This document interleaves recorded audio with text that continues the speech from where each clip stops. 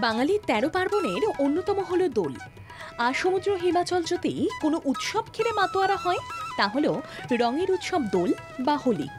শীতের জড়ত্ব কাটিয়ে প্রকৃতির সঙ্গে বসন্তকে আহ্বান জানাতেই জীবনে একটি বিশেষ দিন তো রাখতেই হবে। সেই বিশেষ দিনটি হলো দোল। বঙ্গজীবনের দোল তো শুধু আবির আর রঙের ভেজানো খেলা নয়, সেখানে রং থাকে বনে, রং থাকে মনে। কালে কালে সেটাই হয়ে আসছে। সেই রঙে রঙে রাঙিয়ে দেওয়ার ঋজু অনিন্দ সুন্দর মুহূর্তগুলি আসলেই দোল। শ্রদ্ধা, ভালোবাসা, রোম্যান্টিকতা নিয়ে দোল আসলে বাঙালি জীবনের সেই প্রাণবায়ু। আক্ষরিক অর্থে দোল শব্দের অর্থ দোলন বা ইতস্তত সঞ্চালন। পণ্ডিতদের মতে প্রাচীন ভারতে মধু ঋতু বসন্তের আগমনে প্রকৃতি যেমন নবরূপে সজ্জিত হতো, মানব জীবনও তেমন নতুন রূপে নতুন উদ্যমে শুরু করত আনন্দ, গান, নৃত্যের মাধ্যমে। এজন্য বসন্ত থেকেই আমাদের দেশে বর্ষারম্ভ হয়।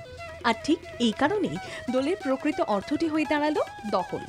পুরনো বছরের সব পাপ, তাপ, ক্ষয়, গ্লানি, বিদ্বেষ, যা কিছু অশুভ, অসুন্দর, ঝরাপাতার মতো সবকিছুরই চিরবিদায়। এজন্য দোলের আগের দিন সর্বত্র চাঁচর পোড়ানোর প্রথা আছে। আসলে এটি একটি প্রতীক, অশুভ শক্তিকে আগুনে পুড়িয়ে শুভ শক্তির বিজয় ঘোষণা।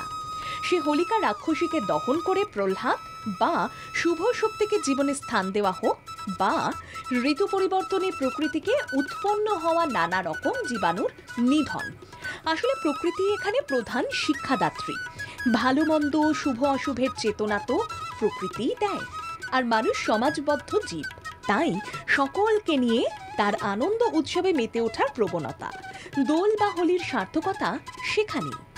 কেমন ছিল সেকালের বাংলার রঙিন দোলচিত্র? পণ্ডিতদের মতে ব্রজভূমি বৃন্দাবনে রাধাকৃষ্ণের অপার্থিব প্রেমলীলার অনুপম ধারা থেকেই বাংলায় দোল উৎসবের সূচনা। বাংলায় এর সার্থক প্রবর্তন ঘটিয়েছিলেন মহাপ্রভু শ্রীচৈতন্য। যদিও আপামর বাঙালি এই পুরনো বিশুদ্ধ পথটি গ্রহণ করেছিলেন কিনা তা নিয়ে দ্বিমত আছে। সেকালের বৈষ্ণব সমাজ ও কয়েকজন সংস্কৃতি মনস্ক বাঙালি তা মেনে চললেও সাধারণের কাছে মানবীয় প্রেমলীলার উৎসব বলে পরিচিত হয়েছিল।